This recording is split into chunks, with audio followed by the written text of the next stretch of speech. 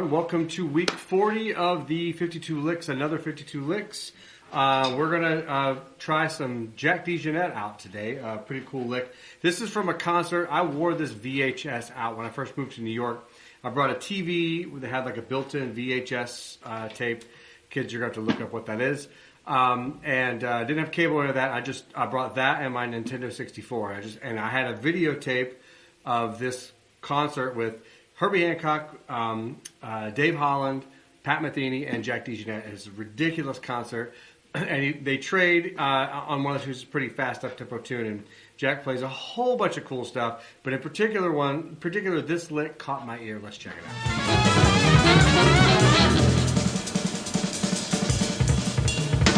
So let's break down that little opening phrase. We talked the last couple lessons about taking these like longer phrases, thinking of them as sentences, and then breaking down those sentences into words. We're going to break down those words into specific letters as well. So the first little phrase, I'm going to play it nice and slowly, is simply this kind of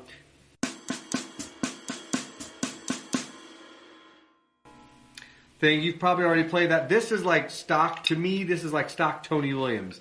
Tony and Roy would play this. Tony played it a lot.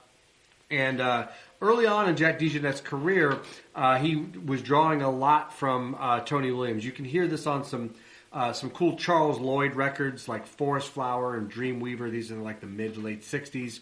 And it's with like him and Cecil McBee on bass, young Keith Jarrett on piano. Really cool records, but you can hear the Tony Williams influence a lot early on there. And that little phrase, it actually comes, this is just both-handed, 1 and 2 hi-hat, right? And that's really just kind of like a more drum set, linear, get the hi-hat involved version of, what came before that, which is more like Kenny Clark and Philly Joe and stuff would play.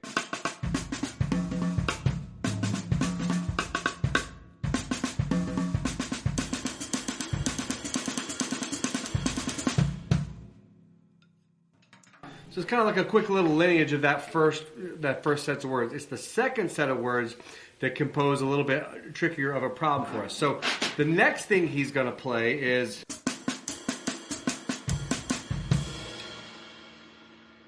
a couple things going on there.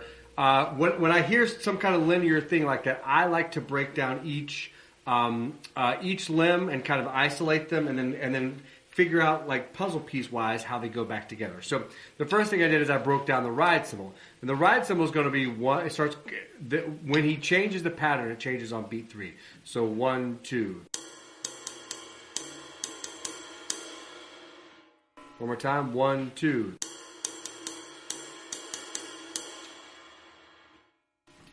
If we were to loop that, take out the last note, it's just.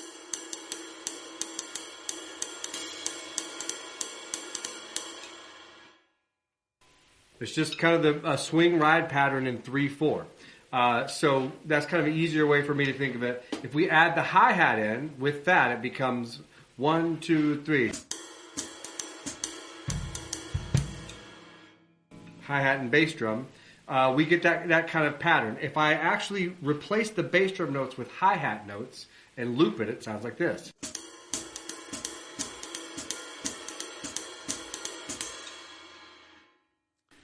And that's you can definitely clearly hear that in 3. So all he's doing is he's taking that hi-hat pattern, and the last couple of notes he's moving to the bass drum.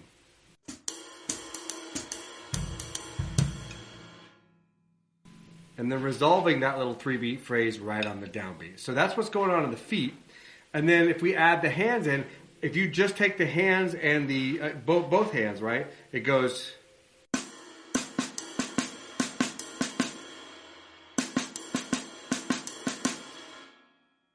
Again, clearly we can hear that in 3/4.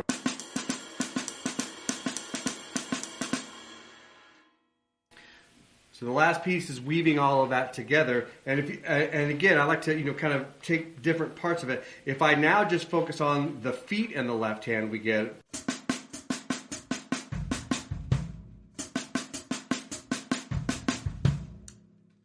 So then you can kind of put all that back together. Think of it in 3.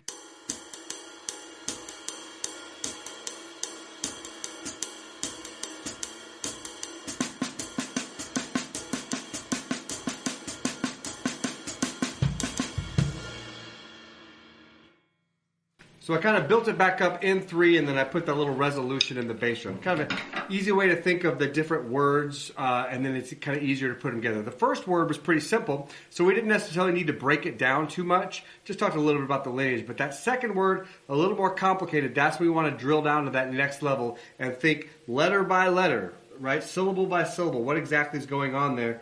Then back it up to the word level, and then put it back together in the sentence. Really cool lick, some linear stuff that we kind of could easily tap into the Tony Jack DeJohnette timeline, and he's still playing it in the, whatever that video was, the 90s, I think. You look at their outfits, I'm pretty sure it's the 90s, except you can never tell with Pat Metheny because he wears the same thing. But Herbie's playing a guitar, so you don't get to see that very often. All right, I hope you guys enjoy this one. We'll keep this rolling in the next one. See you on the next one. Good luck.